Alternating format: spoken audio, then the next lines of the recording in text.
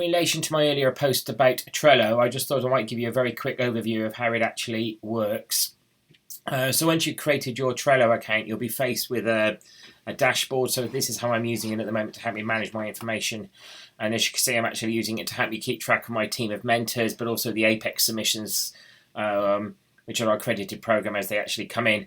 I can't take you into these because there's lots of personal details, but if I create new board, I can do an Andy test, and I can show you how it actually works. So I create a board, and very simply, all you do is you're adding columns of information. So I've got different lists, so I could title it. So I could say I'm going to put submissions, and we could I could do this by, let's say I want to put associate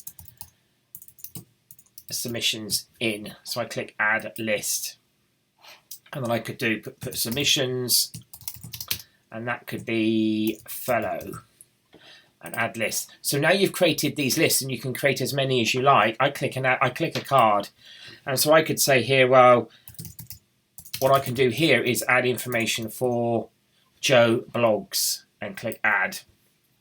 And so what we now do is create, it's like customer relationship. I can create a record now for Joe. So if I click on that, any information I want to include about Joe can go in the description area, and any activity related to Joe I can also record. So for example, I could put initial meeting on 17th of Jan. So I can keep track of every time I met with them. I can also add in a checklist, and that goes in there like that. So anytime I need to, Joe needs to redraft, add, I can keep that information up to date. I can also add a due list if we need to put any dates in. The other thing I can also do is create some labels. So I could put final, sorry, I might type it, final submission, save, first draft, save, second draft. Okay, and we could then put, if they're successful,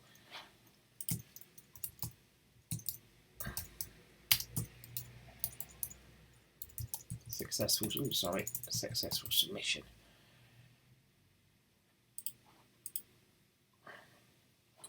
We create those. So what I can now do is I can, if I go back and I click labels, I can turn on and off. So let's say Joe hands in his first draft. I select that. He's now on his second draft and completed. He goes to final submission and it's successful. So perhaps I could put in there referral, which is didn't get through the first time. So successful submission, and if I want to turn them on and off, I just tick like that. So if I then click that and I then close that, you can now see that visually, if I've got lots of submissions coming in, the color scheme at the top allows me to track who's actually coming through the system. So if I go back in to that, so I've got my labels. I can add Joe blogs,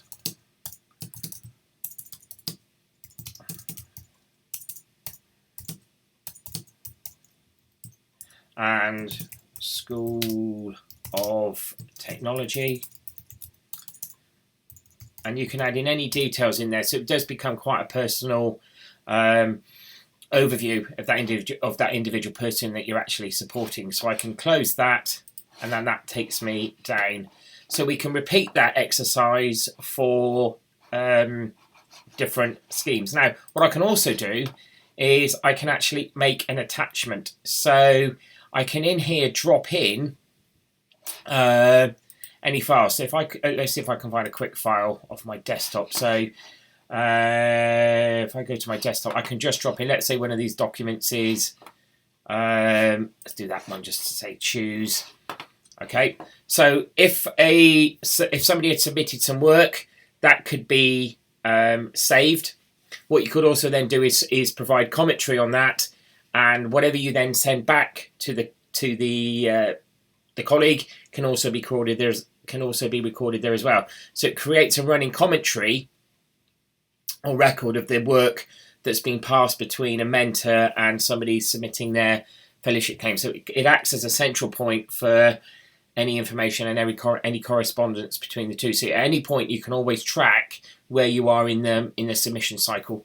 So you can have a board for people that are submitting, but then you can create an alternative board for mentors and assessors and who's tracking what. So I have a board where my team are all listed, but they list who they're actually looking after. So at any point I can actually go in and see who they're mentoring and at what stage they are at in the mentoring process. So it just gives me, as the overall coordinator, a very clear visual overview of where we're at in terms of who's actually coming through the system and who's likely to be presenting at a moderation panel or coming up for assessment.